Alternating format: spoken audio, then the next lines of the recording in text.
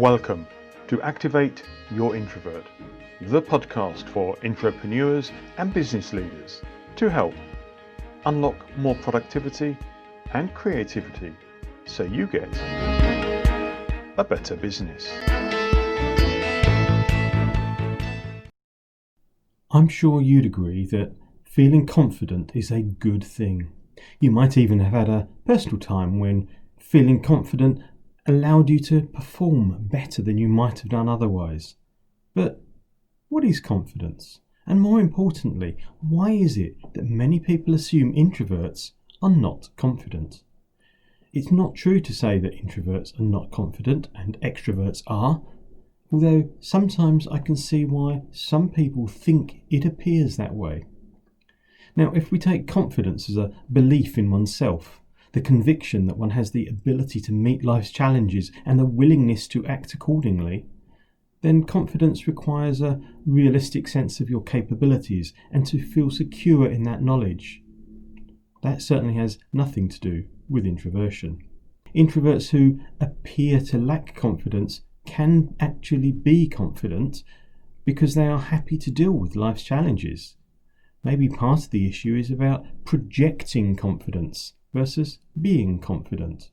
And today's podcast guest is Jackie Perkins of House of Colour. Jackie helps transformational leaders, entrepreneurs and business professionals to gain an edge. More to the point, Jackie makes a great point about internal and external confidence. More about that in a moment. Internal processing, which is something that most introverts do, could cause introverts to appear to lack confidence. Considering a meeting where two people are asked their views, one gives a confident sounding answer, the other pauses and attempts to add detail and data by referring to notes. External processing can mean that somebody talks to think and answers immediately, where internal processing means we think to talk and perhaps pause before answering.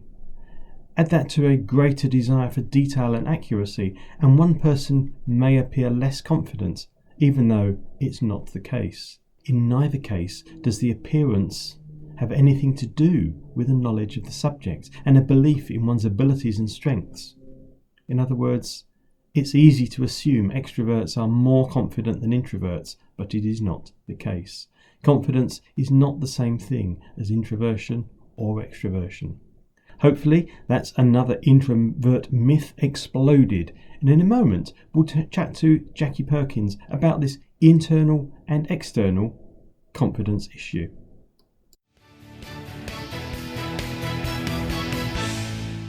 What introvert myth would you like exposed, or introvert tip discussed? I'd love to hear from you. I'd also like to receive your feedback on iTunes or podchaser.com. And if you'd like me to speak at your conference or help your team, I'd love to speak to you. Contact details are on the cover notes for this episode.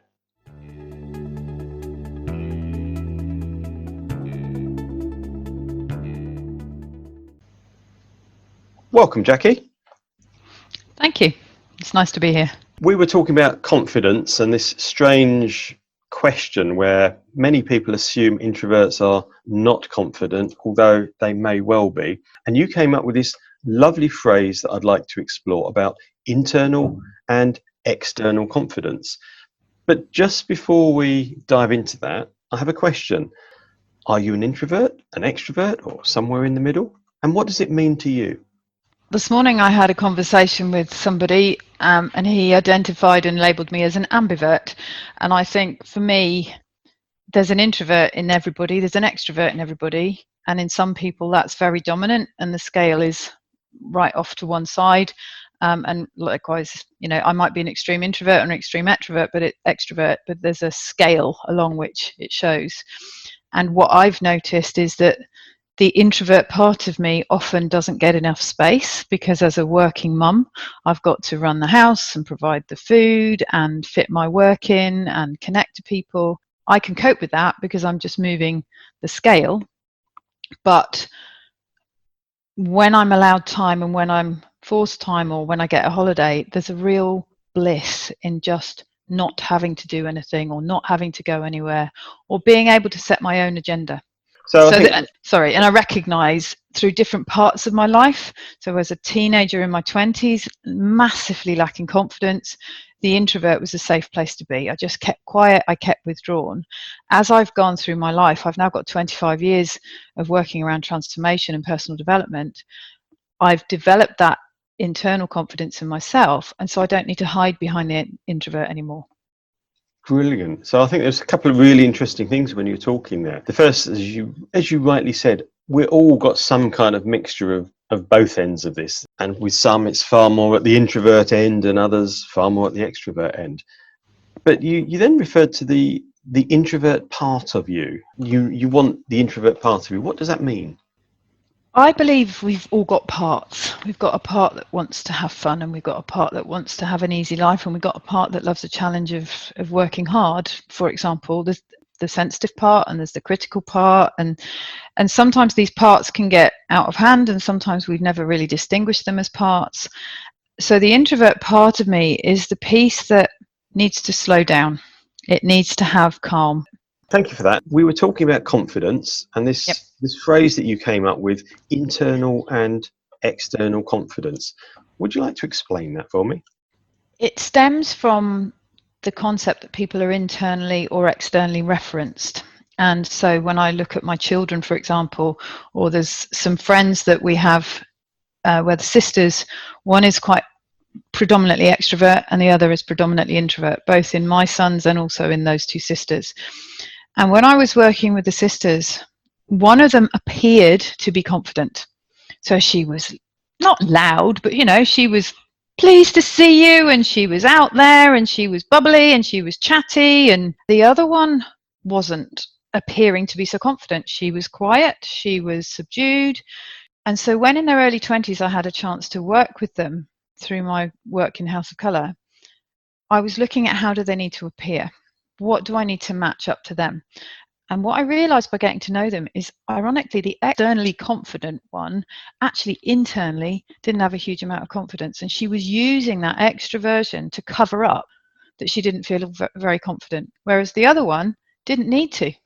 She was absolutely clear what she wanted. Internally, she was confident. But externally, it didn't always appear that way because she was quite quiet and withdrawn. Fascinating way of looking at it. And as you said, internal and external referencing does lead us straight back naturally to part of the definition on introvert. Having picked up this thing about internal and external confidence, how do we use that to grow?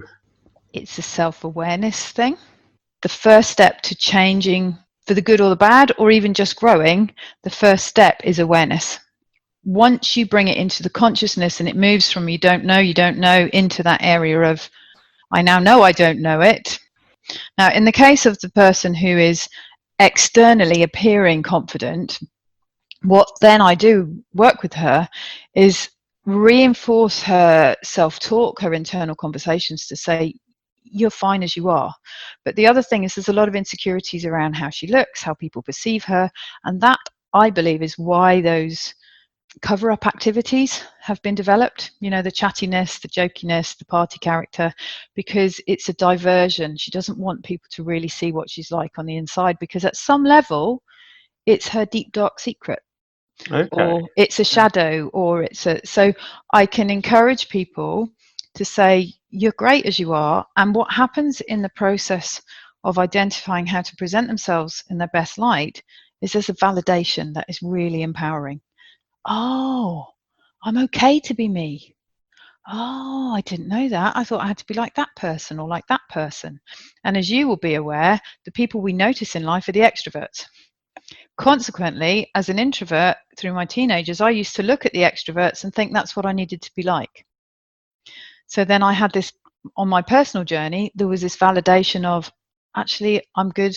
I'm quite good at this. I'm quite good at being me. I'm good as a person. I've got skills. I've got techniques, I've got qualities that are unique to me and special to me, rather than trying to be like that person and trying to be like that person.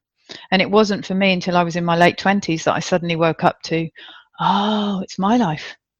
There's not a train track I'm meant to be on. There's not a pathway I'm meant to be on. And I So think that's a huge thing for all of us to realise, and certainly when a number of people I know realise what introvert means, that helps them because suddenly they've got a label to attach to it, and as you said, they don't have to be on this train track behaving like other people, and that's so important. But coming back to the internal external point again, one of the other things we mentioned when we were just chatting before we pressed the record button, we were talking about how this fits with imposter syndrome. yes, so if you take in the example of the two sisters, the sister who was, in my opinion, internally confident, if she then presented herself as a bit more loud and effervescent than she really felt she needed to be, people get a misjudgment when you meet them. So there's a need to get that balance right. In the world of personal brand, colour and style, and for me, it's everything I learned within House of Colour because the training was so robust. I can get people to a point where they look amazing. They look the best version of themselves. There's something very sharp about it. And immediately, because we associate how we look and how we feel so much, it's like there's this integral relationship between the two. You can't have one without the other. If you then take someone who doesn't have a huge amount of confidence and say, look amazing, it takes a lot of courage to step out into the world. It takes a huge amount of courage because suddenly people go, wow, you look amazing, or you've lost weight, or whoa, have you been on holiday, or have you got a new job, or have you got a relationship? And sometimes all that attention is too much. And what happens is they'll run back down the rabbit hole. They'll go, this doesn't work for me. I don't want this attention. So the external appearance can lead to some external confidence. Yes. However, if that's not matched by the internal confidence, people are going to step back and go, oh, exactly. They might do. Yeah. So to get the balance, we build our internal confidence. Hopefully everybody does this as we grow. That's what life is about. Some of us choose to take it on a bit more head on and deal with our own learning and development. We build the internal, but if the external doesn't match it, then what we end up is often a challenge to build our credibility. If you upgrade the appearance and change the appearance, but you haven't also developed the internal confidence, then it can exaggerate what people now refer to as imposter syndrome. So I look the part, but I don't feel it. Brilliant. So if I turn up to do a job, people look and go, she's the one for the job. But if I haven't dealt with my inner confidence, my inner self-talk, my imposter syndrome, then I will probably end up sabotaging myself somewhere along the way. Okay, so we've got probably only about 30 seconds left. So if I was needing to develop my external confidence, the way I appear, that's going to be focusing on, as you said, the way I appear, dress, etc. If I have that external confidence but need to develop my internal confidence, number one, being aware is a big step forward, as you said. What would you say in 30 seconds is the other couple of steps? The first one I would always say is have a consultation with a House of Colour consultant. Finding out what you are physically, who you are internally, and then putting that together in a way that you can use your clothes and your accessories to communicate to the world who you are. It's been fascinating to chat, Jackie. Thank you so much for your time. If some of the listeners want to get back in touch with you, what's the best way of doing that? Best way is to go through my LinkedIn page. So that's Jackie Perkins through LinkedIn. If you want to find out more about House of Colour, then go onto the House of Colour website, www.houseofcolour.co.uk. And I'll put that into the sleeve notes of the podcast. Thank you very much for your time and look forward to speaking again soon. Thank you, John. Thank you so much. Thank you for listening to Activate Your Introvert, and I hope you've enjoyed this week's episode. I'd love to see your reviews on the iTunes store. Thank you once again, and catch up with you next week.